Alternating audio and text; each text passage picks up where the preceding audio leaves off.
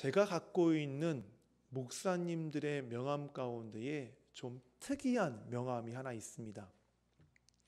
보통 일반적인 명함, 목사님들 명함에는 무슨 교회 담임 목사 아무개라고 하는 것이 일반적인 목사님들의 명함입니다. 그런데 이 목사님의 명함은 좀 다릅니다. 아주 많이 다릅니다. 이 목사님 명함은 이렇게 써 있습니다. 예수 그리스도의 충직한 개 아무개. 예수 그리스도의 충직한 개 아무개 목사, 이렇게 되어 있어요. 제가 이분의 명함, 이 예수 그리스도의 충직한 개 아시죠? 멍멍 짖는 개요. 그 개를 말하는 겁니다. 예수 그리스도의 충직한 개 아무개 목사라고 이것 때문에 제가 아는 지인과 얘기를 나눈 적이 있습니다. 그런데 이야기의 결론은 이것입니다. 이분의 이 명함 글귀가 맞다. 우리의 목자는 예수 그리스도시고 우리 목사들은 예수 그리스도를 쫓는 성도들을 뒤에서 쫓아가면서 옆에서 또 따라가면서 앞에서 또 인도하면서 돕는 예수 그리스도의 충직한 양무리 개다. 충직한 양치기 개다라는 결론을 내렸습니다. 예수님께서 명령하시면 이 목사라고 하는 이 양모리 개는 명령에 따라서 성도들을 오른쪽으로도 인도하고 왼쪽으로도 가게도 하고 앞으로 가게도 하고 또 멈추게도 하고 또 앞으로 잘 나가는 성도들에게는 잘한다고 또 응원도 하고 또 나가야 되는데 나가지 못하고 망설이고 주춤거리고 안주하고 졸고 있는 성도들에게는 또 달려가서 짖어서 깨워서 또 앞으로 또 가게 하는 예수 그리스도의 충직한 양모리개, 그것이 목사인 저에게 주신 소명입니다. 그래서 더더욱 제가 잘 짖으려고 합니다. 잘하시는 분들한테는 잘하신다고 칭찬하며 격려하며 짖고, 또 영적으로 침체되신 분들에게는 그러지 마시라고 깨어나시라고 제가 짖으려고 합니다. 이 양치기 개의 역할을 잘할 수 있도록 우리 성도들께서 좀 옆에서 많이 기도해 주시기를 바라고요. 제가 짖을 때에 잘 깨어나시기를 바랍니다. 개야 짖어라 기차는 간다가 아니라요. 짖을 때에 그래 내가 깨어나야지. 제가 짖을 때 내가 지금 잘하고 있구나, 더 열심히 해야지 라는 그런 마음을 가지고 함께 우리 주님, 목자 되신 주님을 따라가는 우리 저와 여러분 되시기를 바랍니다. 그런 의미에서, 이런 맥락에서 제가 여러분들에게 질문 하나 던집니다. 여러분을 깨우기 위한 질문입니다. 여러분, 우리 성도 여러분, 여러분은 예수님을 믿으시는데 여러분이 갖고 있는 신념으로 예수님을 믿으십니까? 아니면 예수님을 믿으시는데 신앙으로 믿으십니까? 오늘 저는 말씀을 통해서 이 신념과 신앙의 차이를 살펴보려고 합니다. 그리고 우리의 올바른 믿음 생활은 과연 어떠해야 되는지, 신념인지 신앙인지, 이것을 우리가 말씀을 통해서 한번 찾아보려고 합니다. 사도행전 7장 마지막 부분에 잠깐 등장했던 이 사울이라는 사람이 오늘 우리가 함께 읽은 사도행전 9장에 또 한 번 등장하고 있습니다. 그런데 여러분 사도행전 7장 읽어보셔서 아시겠지만 7장에 누구 이야기가 나옵니까? 스데반 집사 이야기가 나오죠. 지금 우리가 계속 그 사도행전을 지금 묵상하고 있죠. 새벽 예배 때마다. 사도행전 7장 말미에 어떤 장면이 등장하냐면 스데반 집사가 돌에 맞아 죽을 때에 그곳에 누가 있었습니까? 사울이라는 사람이 그 돌을 스데반 집사에게 돌을 던지는 사람들의 옷을 맡아서 옆에서 지켜보면서 스데반 집사가 죽는 것을 당연한 일로 생각하더라라고 하며 거기에 잠깐 등장합니다. 그 사울이 오늘 본문 9장에 등장하는데 7장에서 등장한 사울과 9장에서 등장한 사울의 모습이 좀 다릅니다. 더 정확하게 말하면 7장에서 등장한 사울의 모습보다 지금 오늘 9장에서 등장하는 사울의 모습이 더 적극적이고 더 극렬한 교회의 박해자의 모습으로 등장하고 있다는 것입니다. 오늘 9장 1절에서 우리는 사울이 초대교회를 뿌리째 뽑아 없애려고 하는 아주 극렬한 핍박자라는 사실을 1절에서 발견할 수 있습니다. 우리 같이 한번 1절을 읽어볼까요? 사울이 주의 제자들에 대하여 여전히 위협과 살기가 등등하여 대제사장에 가서, 사울이 주의 제자들에 대하여 여전히 위협과 살기가 등등하여, 바로 이 문장 하나로 지금 사울이 어느 정도로 교회에 대해서 적대감을 갖고 있는지 아주 잘 표현하고 있습니다. 여기서 사울이 갖고 있는 위협과 살기, 이것은 누군가를 죽이기로 작정하고 위협하는 것을 말합니다. 그러니까 어떤 얘기예요? 어떤 말이에요? 지금 사울은 주의 도를 전하는 제자들에 대해서 지금 죽이기로 작정한 생각으로 가득 차여 있는 것입니다. 오직 그의 목적, 그의 인생의 주제가는 예수의 도를 전하는 제자들의 그 핍박, 그리고 주의 도를 전하는 그 교회의 그 뿌리채 뽑아 흔드는 것, 완전 흔적조차 없애버리는 것, 그것이 지금 사울이라는 사람이 갖고 있는 그 생각이에요. 여러분이 아시다시피 사울은 스데반과 같이 예수를 믿으며 예수의 이름을 증거하는 사람들은 남녀노소를 막론하고 죽어 마땅하다고 생각하고 있습니다. 주의 제자들에 대한 이러한 사울이 갖고 있는 위협과 살기, 이것은 사울이 교회를 박해하는 아주 그에게 큰 원동력이었어요. 동기였어요.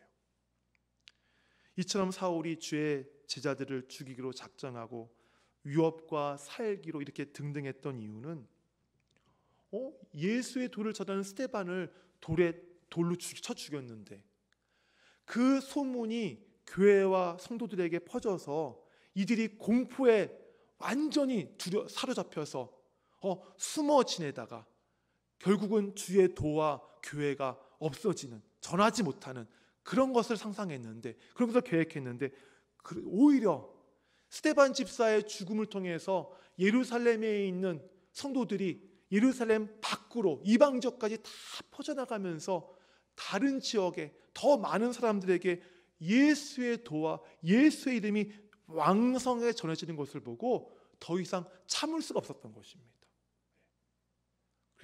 그래서 이 사울이 어떡합니까?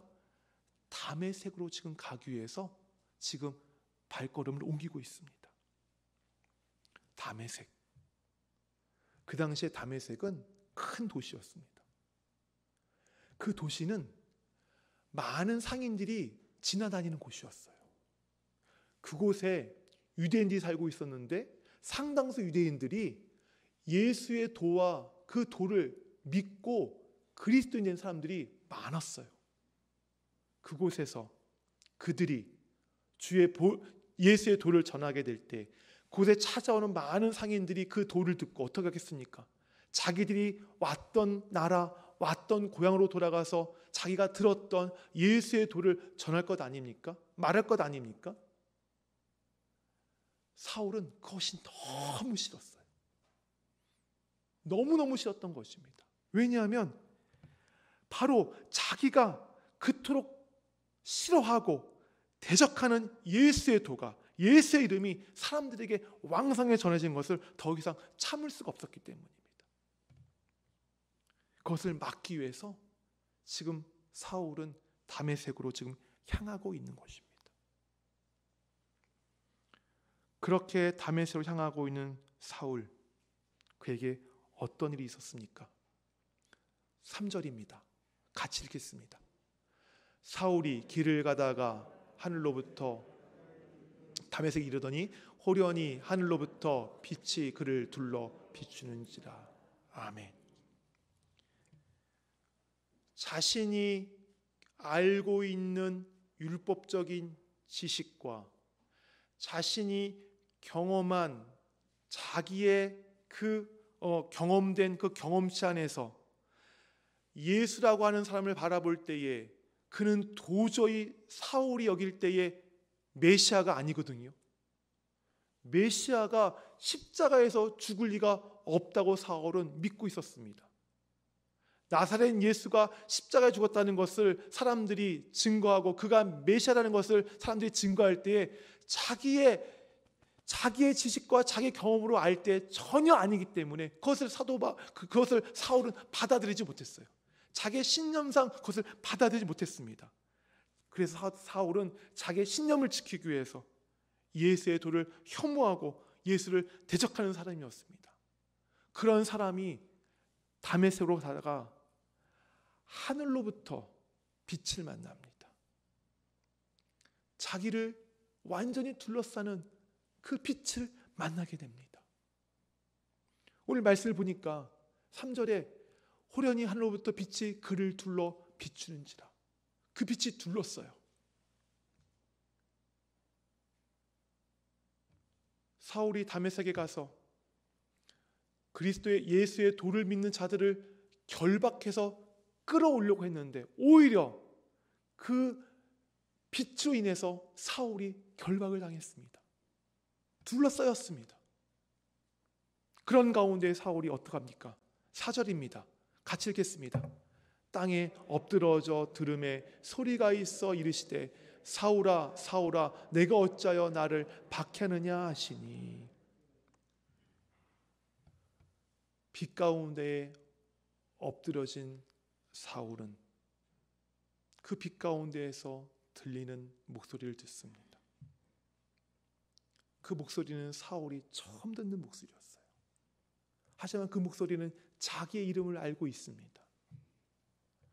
비록 빛 가운데 엎드려 있지만 그것이 너무나 궁금해서 사울은 묻습니다. 주여 누구십니까? 여기서 말하는 주는 사울이 예수를 알아서 묻는 것이 아닙니다. 지금 말하는 분이 도대체 누구십니까? 지금 누구시게 나의 이름을 알고 지금 나를 부르시는 겁니까? 라고 지금 묻는 것입니다. 그러자 그 목소리의 주인공이 이렇게 대답합니다. 나는 내가 핍박하는 예수라. 이 대답을 들은 사울에게 큰 충격이 다가옵니다. 사울이 결코 인정할 수 없었던 십자가 위의 예수가 바로 하나님의 아들이라는 사실을 알게 되었기 때문입니다. 예수님과의 만남은 사울이 지금까지 십자가에 처형된 나사렛 예수가 하나님의 아들이 아니라고 철저하게 지켜왔던 신념이 송두리째 흔들리는 그러한 장소였습니다. 저는 여기서 우리 성도들에게 앞에서 던졌던 질문을 다시 한번 던집니다. 성도 여러분, 여러분이 예수 그리스도를 믿는 것은 여러분의 신념입니까? 아니면 여러분의 신앙입니까? 많은 그리스도인들이 신념과 신앙 혼동합니다. 그래서 자기가 갖고 있는 종교적인 신념을 신앙이라고 착각합니다. 그런데 신념과 신앙은 차이가 있습니다. 신념은 신앙이 아닙니다. 신앙이 신념이 아닙니다. 신념 사이에는 이 본질적인 차이가 있어요. 가장 큰 차이가 무엇이냐면 바로 근원입니다. 신념의 근원, 신앙의 근원, 이것이 바로 신념과 신앙의 중요한 차이예요. 신념의 근원이 무엇입니까? 사람의 지식과 경험입니다. 신념은 인간의 자발적인 노력으로 얻을 수 있는 것이에요. 이 사울을 보시기를 바랍니다. 사울은 자기의 율법적 지식과 자기의 경험을 통해 보았을 때에 하나님의 아들은 결코 십자가에서 죽어서는 안 되는 사람이었어요. 안 되는 분이었어요. 그가 이러한 신념을 갖고 있었기 때문에 예수의 죽음을, 예수의 부활을 받아들일 수 없었던 것이에요. 자기의 신념을 지키기 위해서 바로 예수와 복음을 대적했던 것입니다. 반면에 신앙의 근원은 사람의 지식과 노력이 아닙니다. 신앙은 인간이 갖고 싶어서 갖는 것이 아닙니다. 왜냐하면 신앙은 하나님께서 우리에게 주시는 것이기 때문입니다. 하나님께서 먼저 주시기로 만나시기로 작정하시고 찾아와 주시고 작정하신 분에게 주시는 것이 바로 신앙이라고 하는 것이에요. 그래서 신앙을 하나님의 은혜라고 합니다. 성도 여러분, 이렇게 하나님께서 은혜로 주신 신앙은 변질되지 않습니다. 하나님께서 은혜 주신 신앙은 결코 그 받은 신앙을 버리지 못합니다. 하지만 신념은 다릅니다. 신념은 자기의 신념과 대치되거나 자기의 신념이 흔들리는 그 순간에 자기의 신념을 얼마든지 버릴 수 있어요. 많은 분들이 예수를 믿는다고 하면서 예수를 믿었다가 예수를 버리고 다른 곳으로 가시는 분들이 많죠. 그 이유가 무엇입니까? 바로 자기의 신념으로 예수를 믿었기 때문입니다.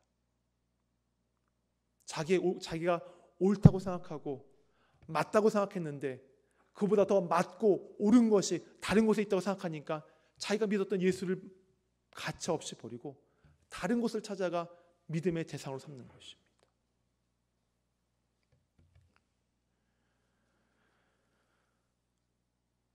이처럼 신앙을 하나님께서 택하신 자에게 만나주시려고 작정하신 자에게 주실 때에 우리는 비로소 그 신앙을 온전히 받아 누릴 수 있는 것입니다. 그러면 이 신앙을 우리가 어떻게 충만히 받아 누릴 수 있을까요? 왜 우리는 신앙인이라고 하면서, 왜 예수님께 하나님께 주신 그 신앙을 받은 그리스도인이라면서 여전히 우리는 그 신앙의 그 충만함을 누리지 못하는 것일까요? 이유가 있습니다. 그 대답은 간단합니다. 바로 아직까지 부활하신 예수 그리스도를 만나지 못했기 때문입니다. 아직까지 부활하신 예수 그리스도를 만나지 못했기 때문에. 예수 그리스도를 만나는 것이 초자연적 초자연 사건, 어떤 그 심적인 사건만 뜻하는 것이 아니죠.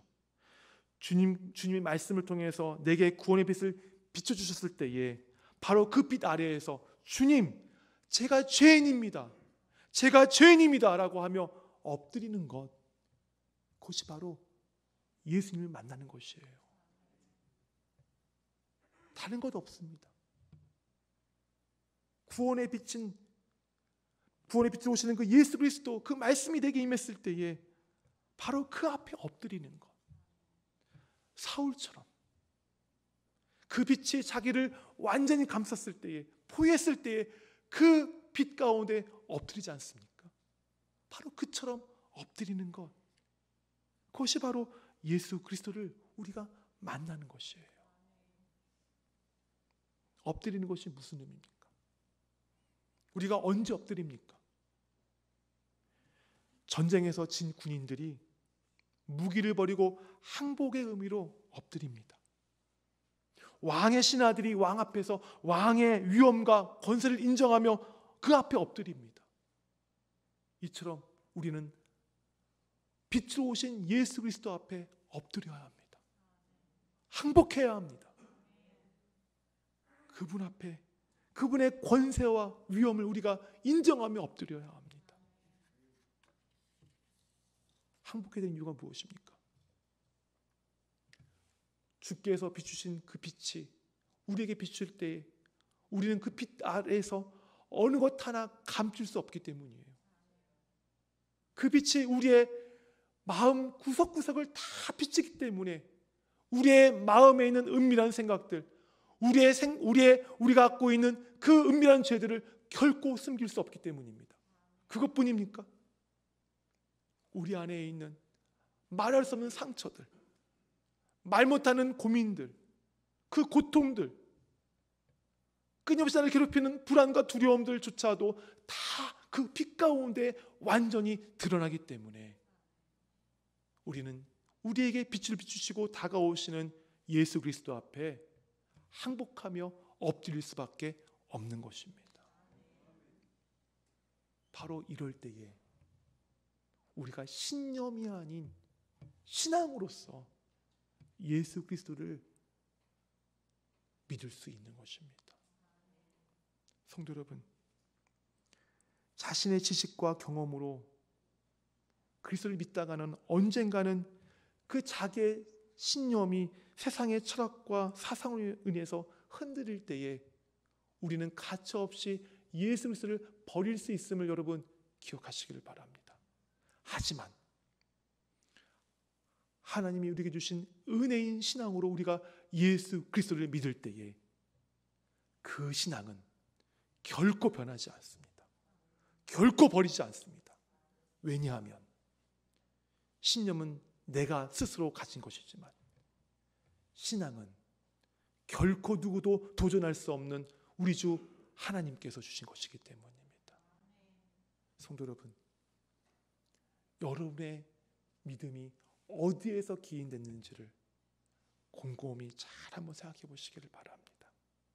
만약 나의 지식과 경험으로 비롯된 신념으로 인한 종교적인 신앙 생활이라면 그 생활을 이제 다 청산하시고 빛으로 오신 예수 그리스도 그 앞에 납작 엎드려서 그분을 통한 참된 신앙의 그 복을, 그 기쁨을, 그 감사를 누리시는 저와 여러분 되시기를 바랍니다. 기도드리겠습니다. 우리 함께 기도하기를 원합니다.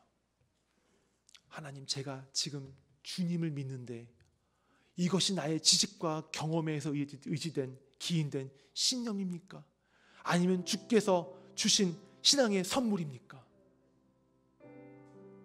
이것이 신념이라면 이 신념을 탈피하고 주께 주시는 그 신앙을 사모하며 그 신앙으로 우리 주님을 더 잘 섬기게 해주십시오라고 이 시간 함께 기도하기를 원합니다. 기도하시겠습니다.